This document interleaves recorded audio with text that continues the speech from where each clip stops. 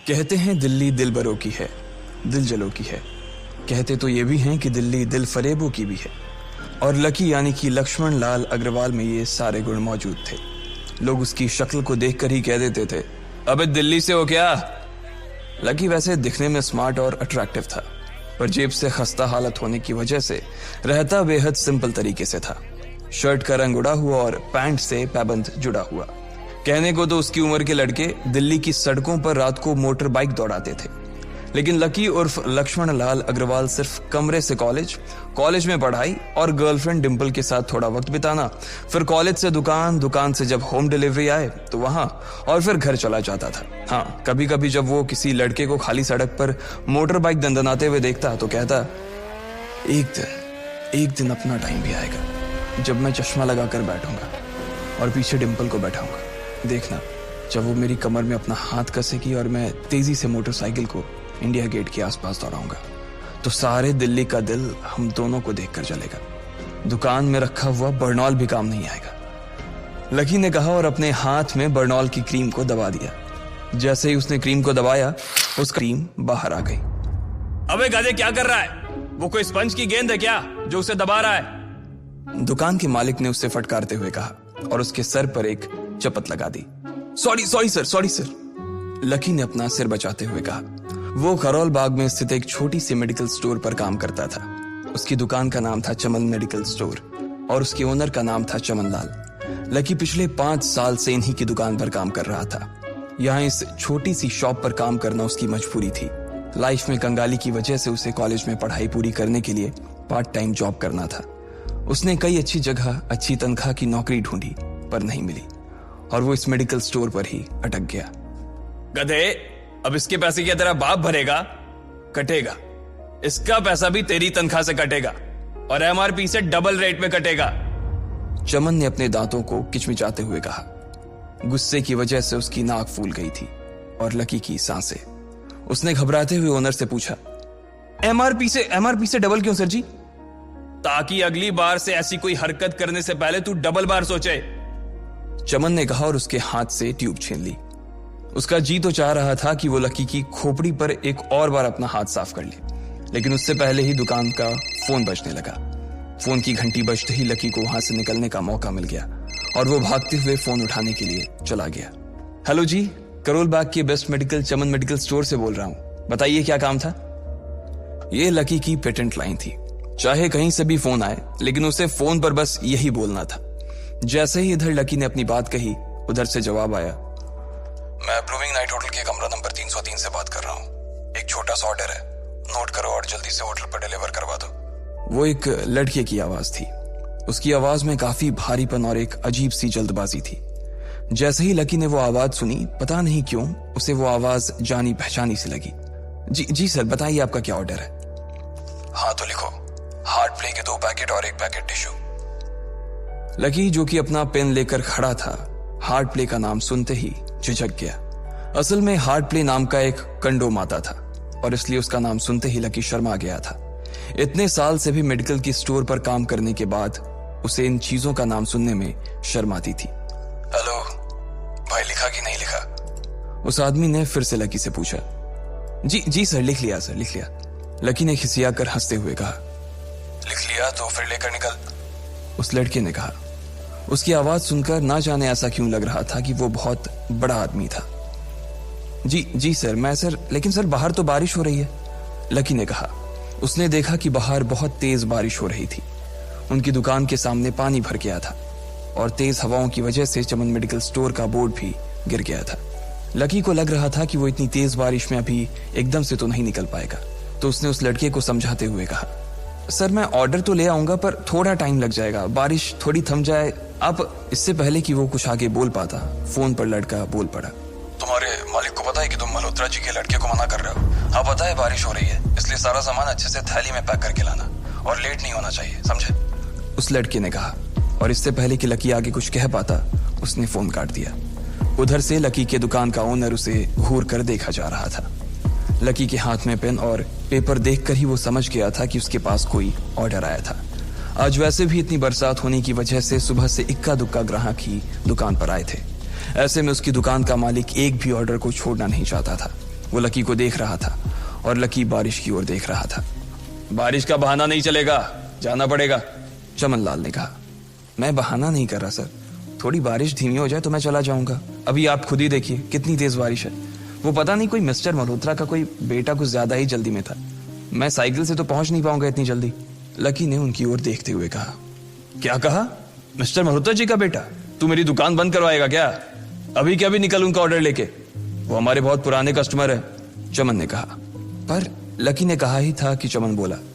परवर कुछ नहीं, तू मेरी मोटरसाइकिल ले जा, उसने गुस्से में कहा।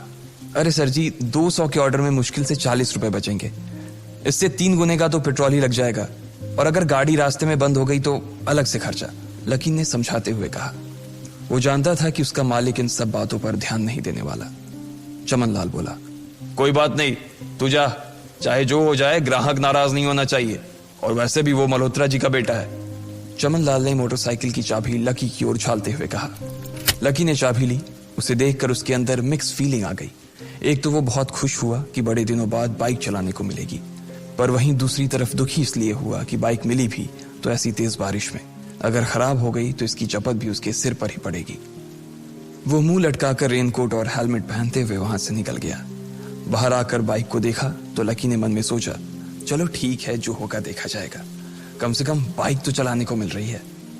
दरअसल लकी इतने साल काम करने के बाद भी अपने लिए एक मोटरसाइकिल नहीं ले पाया था। लकी की तनख्वाह ही इतनी भर थी कि सिर्फ उसके कमरे का किराया, उसकी साइकिल में डालने वाली हवा का खर्च, बिजली पानी का बिल और डिम्पल के साथ महीने में 1-2 बार बाहर खाने का खर्चा ही निकल पाता था। उसे डिम्पल की कही बात अक्सर याद आती थी। लकी, अगर अगले 2 महीने में तूने बाइक नहीं खरीदी ना तो मैं तेरे से ब्रेकअप कर लूंगी, देखना। असल में डिम्पल को लकी के साथ बाइक पर घूमने की बड़ी तमन्ना थी। लकी की इस उजाड़ जिंदगी में एक वही तो थी जिसके लिए जिंदा रहने को उसका जी चाहता था। जब भी वो उससे बाइक की बात करती तो लकी डिम्पल की इस बात को हंसकर टाल देता था। वो अपने मन में इस बात को अच्छे से जानता था कि डिम्पल उससे बहुत प्यार करती थी और वो उससे कभी छोड़कर नहीं जा सकती थी। वो दोनों एक दूसरे में ऐसे घुले मिले थे जैसे बादल बरसात में घुल जाती है।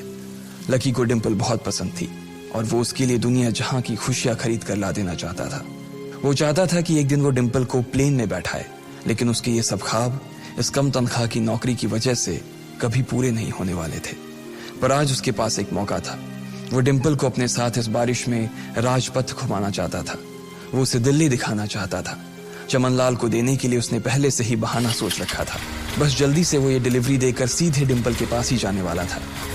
उसने होटल ब्लूमिंग नाइट के बाहर मोटर बाइक पार्क की और सीधे होटल के अंदर चला गया।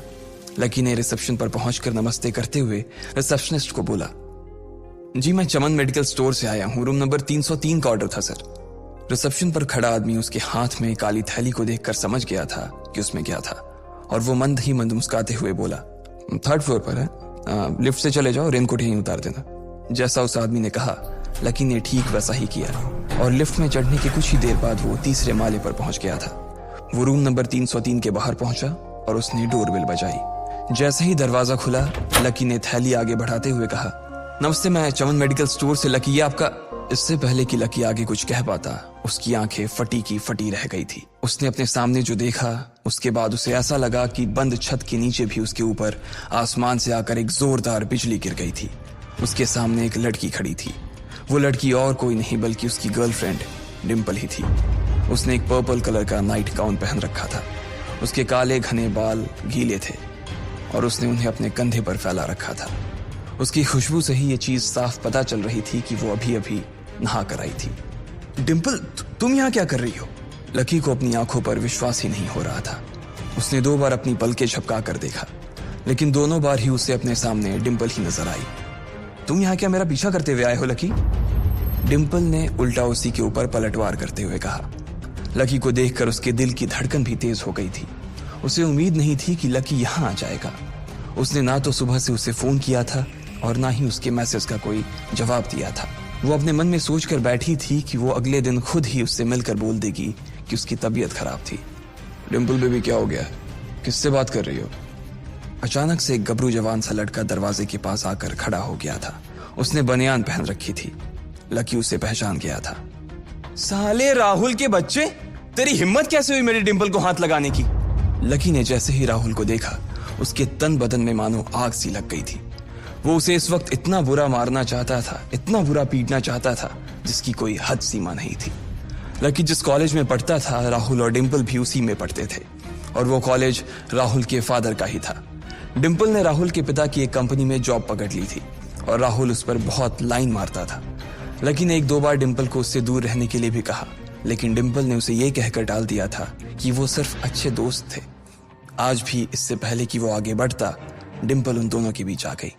रुक जाओ, डिंपल ने गुस्से में कहा और लकी के सीने पर हाथ रखकर उसे रोक दिया। लकी लंबी सांसें ले रहा था और कुछ ही सांसों के बाद उसका गुस्सा शांत हो गया। अब डिंपल के पास भी छुपाने के लिए कुछ नहीं था, इसलिए उसने लकी से कहा, लकी, आज से तुम्हारा और मेरा ब्रेकअप। ब्रेकअप? लकी के पैरों के नीचे से जमीन खिसक गई थी। उसकी आंखें नम हो गईं। लकी को उसकी बातों पर विश्वास नहीं हो रहा था। उसने डिंपल की ओर देखा और बोला, डिंपल, हम पिछले 1 साल से एक दूसरे के साथ हैं और तुम हो कि मुझसे ब्रेकअप करना चाहती हो? अरे मैं तो तुम्हारे लिए नई बाइक लेने वाला था।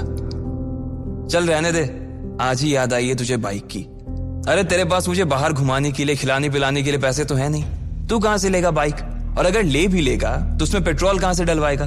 तेरी 8,000 रुपए महीने की नौकरी, उसमें होगा ये सब? लोग हंसते हैं मेरे ऊपर जब मैं सरोजनी में तेरे साथ घूमती हूँ। मैं ऐसी लाइफ नहीं जीना चाहती लकी। मैं तेरी तरह गरीब नहीं रहना चाहती। तूने मुझे फंसाया था, उल्लू बनाया था तूने मुझे, इसलिए मैंने राहुल से मैचअप कर लिया है। आज से यही मेरा बॉयफ्रेंड है। डिंपल ने गुस्से में कहा। अच्छा, तो बेबी ये है तुम्हारा वो बेकार सा एक्स बॉयफ्रेंड? राहुल ने पूछा और डिंपल के बगल में आकर खड़ा हो गया। फिर उसने लकी के हाथ से थैली उठाई और उसमें से हार्ड प्ले का पैकेट निकालकर उसे चिढ़ाने के लिए उसे हवा में लहराने लगा। बाप रे, इससे बदकिस्मत इंसान इस दुनिया में और कौन होगा? राहुल ने उसकी टांग खींचते हुए कहा। लकी के पास उसकी बात का कोई जवाब नहीं था। उसने गुस्से से डिंपल की ओर देखा और अपनी हाथों की मुट्ठी भींच ली। फिर वो वहां से निकल गया। अबे पैसे तो ले जा, सब कुछ फ्री में देता जाएगा क्या? राहुल ने जोर से ठहाके लगाते हुए कहा, लेकिन लकी बिना उसकी बात सुनते ही निकल गया। उसके दिमाग में डिंपल के कहे शब्द गूंज रहे थे। उसने कभी सपने में नहीं सोचा था कि डिंपल उसके साथ कुछ ऐसा भी कर सकती थी।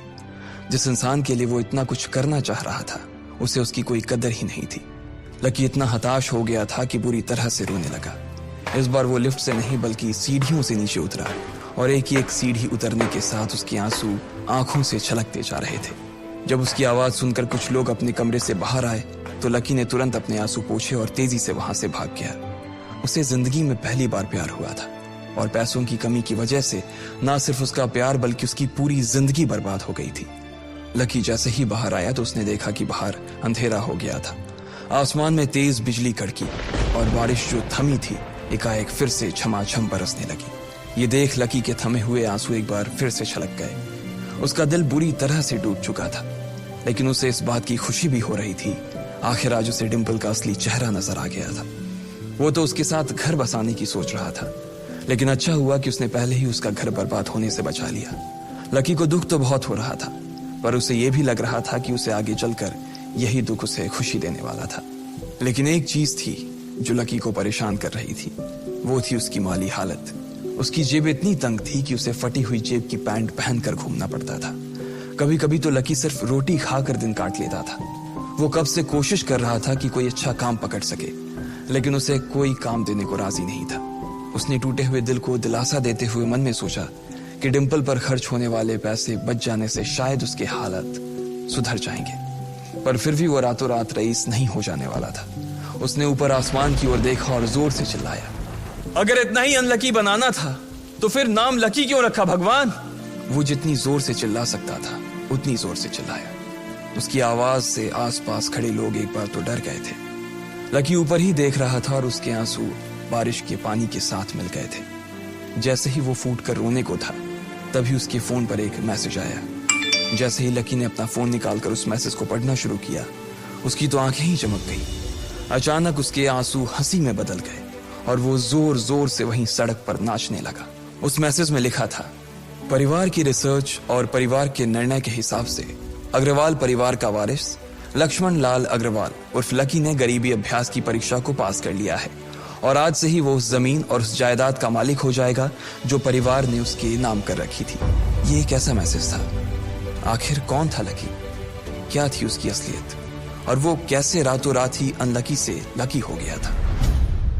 आपको क्या लगता है, क्या होंगे इन सभी सवालों के जवाब? कमेंट बॉक्स में कमेंट करके जरूर बताएं। और सभी सवालों के जवाब को जानने के लिए सुनते रहिए इंस्टा मिलीनियर सिर्फ पॉकेट FM पर।